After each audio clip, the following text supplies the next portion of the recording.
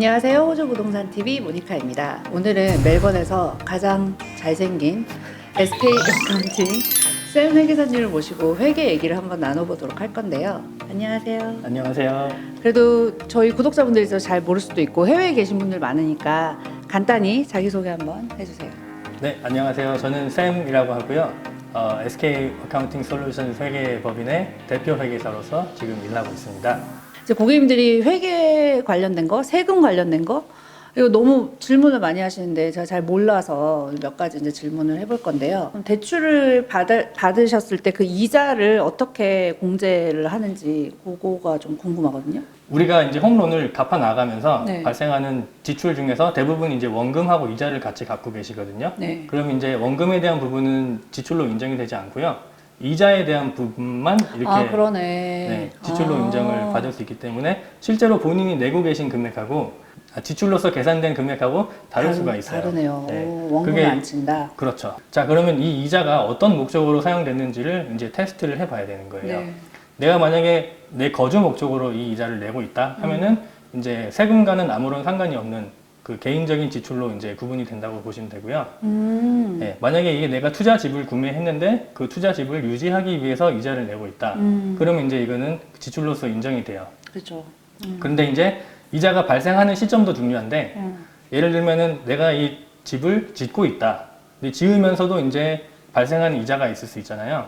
그럼 그 이자와 그리고 나서 집이 완공되고 나서 렌트를 주기에 합당한 그런 조건이 됐을 때부터 발생한 이자와 처리하는 방법이 달라요. 그 집을 담보로 잡아서 론 계좌가 생기잖아요. 거기서 발생한 이자라고 모든 걸 다 클레임할 수는 없고요. 예를 들어서 내가 투자용 론 어카운트에 돈이 좀 남아서 그걸로 내 개인적인 용도로 좀 빼서 썼다 하면은 그 개인적인 포션은 또 클레임할 수 없는 부분이 생기는 거예요. 또 제일 또 질문 많이 하는 게 부동산 이제 구매를 하면 캐피탈 게인 텍스라고 그러잖아요. 자본 이득세. 그거를 또 헷갈려요. 사용 목적에 따라서 이 캐피탈 게인 텍스가 발생하고 발생하지 않고가 결정이 되는 요인이 가장 커요. 그죠. 그래서 내가 거주하기 위해서 집을 샀다. 그러면 거기에 대해서 발생하는 이제 그 차액에 대해서는 세금이 없는데요. 예를 들어서 그 집을 내가 레노베이션을 너무 잘해서 차액을 정말 많이 내도 세금이 없는 거예요. 비즈니스적인 성향을 띠고 레노베이션하고 집을 사고 팔고를 반복하는지 아니면 내가 정말로 거주하기 위해서 레노베이션을 한 다음에 파는지에 따라서 또 세금이 달라질 수가 있어요. 결국 자가일 때는 세금이 없다라고 그렇죠. 생각을 하면 되고 네. 이 자가의 기준이 예를 들면 제가 살았어요. 제가 이 집에 살았어. 1년 이상을 살았어요. 그러다가 다른 데로 이사를 가야 돼서 렌트를 놨어요. 렌트를 한 2년을 놨어요. 그러다가 다시 내보내고 내가 다시 들어왔어. 그렇게 해서 계속 살았어. 살다가 팔았을 때 계산하는 게 또 다르더라고요. 그렇죠. 네. 여러 가지 요인을 따져봐야 되는데요. 네. 내가 일단 들어가서 살았다고 하는 게 보통 1년 이상 살아야 된다라고 네. 알고 계신 분들이 많거든요. 네. 근데 그런 기준은 없어요, 사실. 네. 아마 그 스탬 듀티 때문에 1년 거주를 해야 된다고 사람들이 맞아요. 알고 계신 것 같거든요. 근데 이제 캐피탈 게인 텍스 기준에서 봤을 때는 1년이란 조건이 충족되지 않아도 괜찮고요. 그리고 내가 집을 살다가 나가서 렌트를 하다가 뭐 6년 안에 만약 팔잖아요. 네. 그러면 6-year rule이라는 걸 봐서 네. 그 안에 있는 그 6년 동안은 이것이 마치 내 집인 것처럼 트리트할 수가 있어요. 그러면 캐피탈 게인 텍스가 없는데 여기도 또 조건이 있습니다. 뭐예요? 조건이 있는데 뭐냐면 내가 이 집을 살다가 나가서 다른 집을 만약에 구매를 했어요. 그러면은 내 메인 집이 이 집이 바뀐 아니고 거죠. 그쵸, 바뀐 거죠. 그러면 바뀐 집을 내 메인 거주 집으로 구분을 해서 원래 살던 집은 내가 나간 시점부터 팔렸을 때까지의 그 차액을 캐피탈 게인 텍스를 계산해야 될 수도 있어요.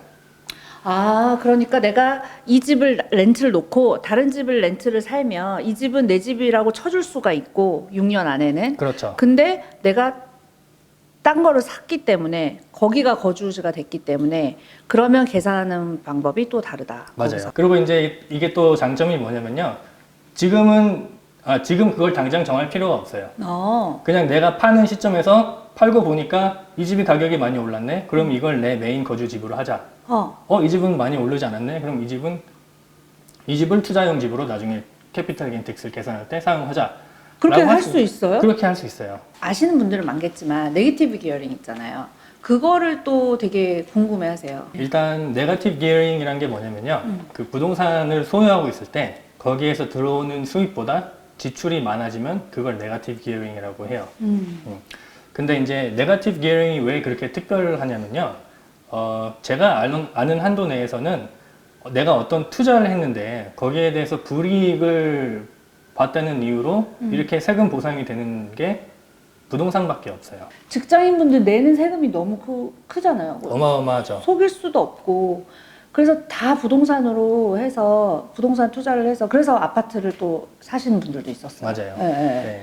감가상각도 되고 음. 그런 것들이 있으니까.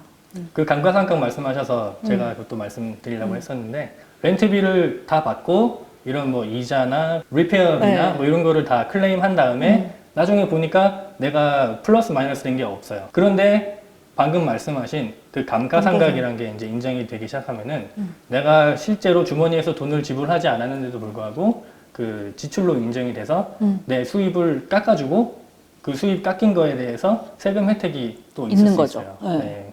그래서 감가상각을 많이 활용하더라고요. 맞아요. 그리고 그 감가상각 그를 하려면요. 감가상각 표를 만들어야 되는데 그 표는 이제 저희 같은 회계사들이 만드는 게 아니고 그 퀀티티 서베이어라는 사람들이 그 표를 만들어 줘야 돼요. 네. 그것도 이제 비용이 조금 들긴 해요. 500불, 뭐 한 800불 그 선에서 왔다 갔다 하는 것 같아요. 근데 좋은 점은 뭐냐면은 그렇게 해서 표를 한번 받으면은 집이 지어지고 나서부터 40년 동안 감가상각을 계속 클레임할 수 있어요. 근데 이제 조심해야 될 건 뭐냐면요. 그 건물이 지어지고 나서부터 40년 동안 그걸 클레임할 수 있다는 점이 있거든요. 네. 그래서 만약에 뭐 한 87년 정도에 지어졌다. 네. 그러면 감가상각이 남은 기간이 얼마 안 되는 거예요. 안 되는 거네. 네. 아, 그러네요. 또 한 가지 팁이 있다면 그 감가상각을 하는 퀀티티 서베이어들이 뭘 하냐면요. 처음에 지어졌을 때가 언젠지만 보는 게 아니고 중간에 이 집에 대한 임프루브먼트가 있었는지를 또 봐요. 레노베이션 또 했는지 뭐 그렇죠. 이런 거. 그러면 그 레노베이션 하고 임프루브먼트가 있는 거에 대해서 또 또 40년을 해줘요. 코스트 디덕션을 할 수 있게 또 리포트를 만들어줘요. 그러니까 이게 방법들이 찾으면 뭐가 다양하게 있네요. 네, 찾으면 나와요. 그러니까 우리가 진짜 전혀 몰랐던 것들인데, 네. 아 그래서 회계사님들하고 상담을 해봐야 네. 부동산에 대해서. 감가상각에 대해서 한 가지만 더 코멘트를 드리자면 사실 그 감가상각을 계속 클레임하다가 나중에 이제 집을 파는 시점이 오잖아요. 네. 그럼 감가상각 했던 게 다시 내 집의 그 프로핏으로 마치 프로핏인 것처럼 계산이 되기도 하거든요. 네. 그럼 내가 만약에 집을 갖고 있는 동안 감가상각을 뭐 총 5만 불을 했다가 팔았다 네. 치면은 그 5만 불에 대한 세금이 나중에 캐피탈 게인 텍스라는 형식으로 발생을 해요. 발생을 하는구나. 네. 근데 거기에 대한 장점은 뭐냐면 내가 이 집을 소유하고 12개월 이상이 됐으면은 그 캐피탈 게인 텍스라는 게 50%가 감면이 돼요. 감면이 되죠. 네. 근데 이제 감면이 된단 말은 뭐냐면 차액이 만약에 뭐 그냥 예를 들어서 10만 불이 났다고 칠게요. 그러면은 10만 불을 내 소득으로 인정받는 게 아니고 50% 감면을 받아서 5만 불이 내 소득인 소득으로. 것처럼 계산이 되는 거예요. 그죠. 네.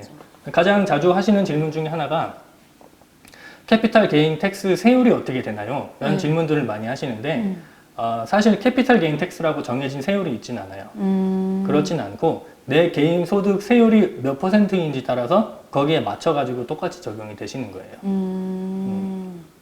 그래서 만약에 내가 수입이 조금 이렇게 들쑥날쑥해서 어떨 때는 많이 벌고 어떨 때는 조금 벌고 하는데 내가 집을 팔 계획이 있잖아요.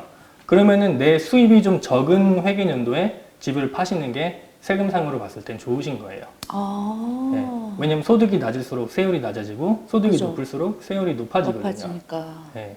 또 한 가지 팁을 드리자면 네. 그 캐피탈 게인 텍스가 계산되는 시점이 언제냐면은 네. 집을 거래할 때 중요한 날짜가 두 개가 있잖아요. 네. 컨트랙트 데이트가 있고 세틀멘트 데이트가 데이트가 있잖아요. 있죠. 네.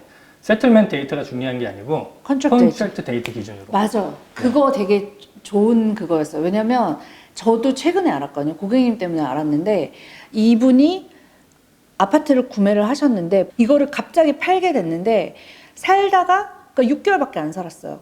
6개월밖에 안 살았는데 이분이 계약한 게 1년이 훨씬 넘은 거예요. 그러니까 그걸로 해가지고 세금 하나도 안 내셨거든요. 맞아요. 그럴 수 있습니다. 부동산 세금이 그냥 제가 알고 있는 세금 중에 제일 낮아요. 아. 네. 왜냐면 예를 들어서 사업을 해서 네. 내가 GST가 등록돼 있는 업체잖아요. 네. 그러면은 뭐 100을 팔면은 10% GST 내야 되죠.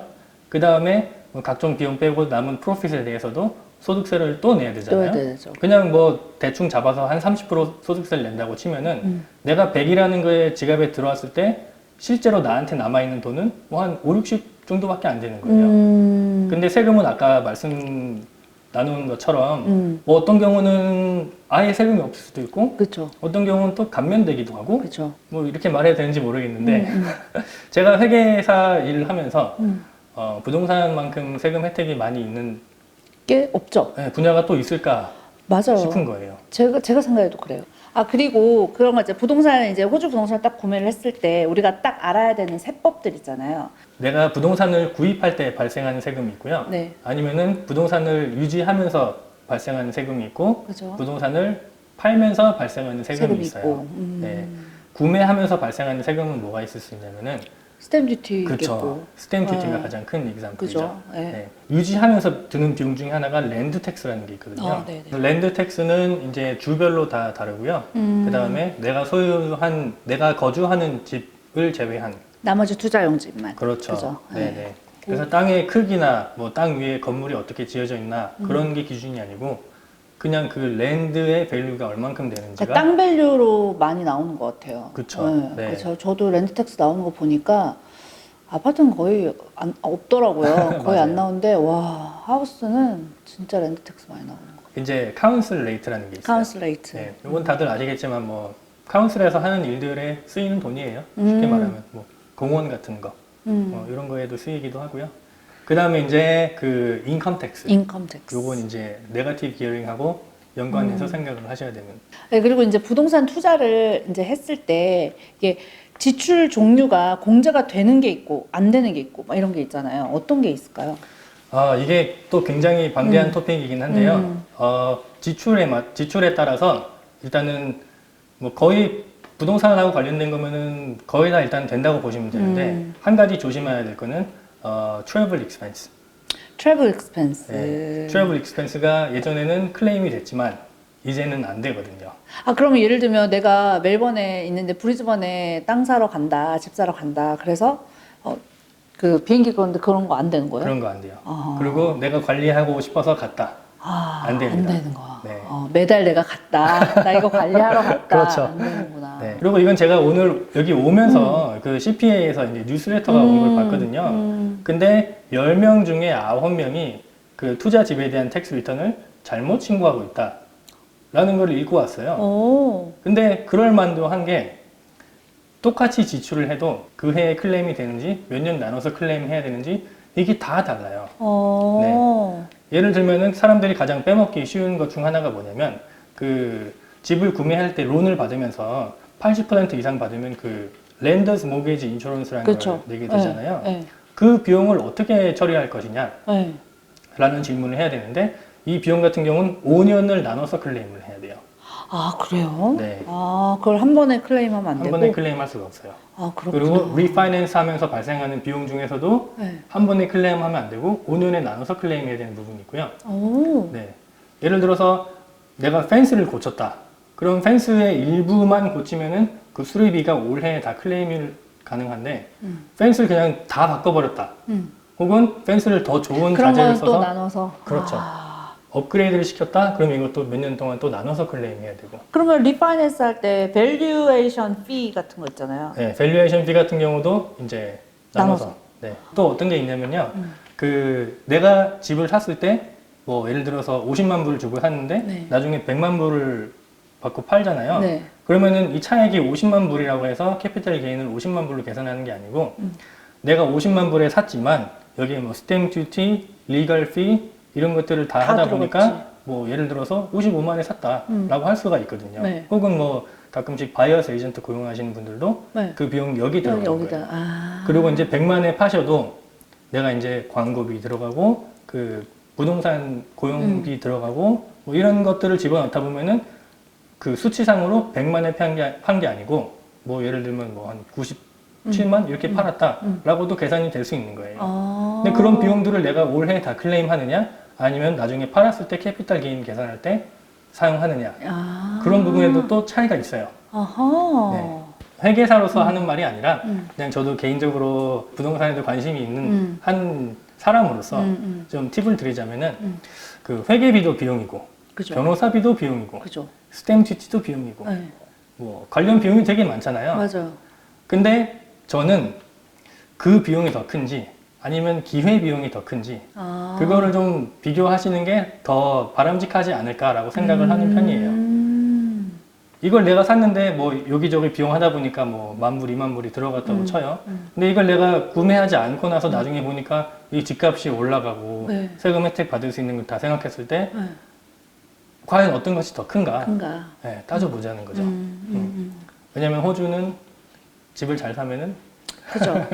네, 많은 혜택을 또 받을 수 있으시기 때문에 그렇죠, 그렇죠. 네, 네, 오늘 이렇게 또 바쁘신 와중에도 이렇게 틈을 내셔서 많은 정보를 주셔서 감사하고요. 저희 연락처 나갈 거거든요. 이제 연락드리면 될 거고 저희가 이제 마무리 인사를 해야 되거든요. 저희 꼭 하는 게 있어요. 제가 구독하면 좋아요를 하시고 그다음에 알림 설정을 이렇게 이렇게 흔들어 주시면 돼요.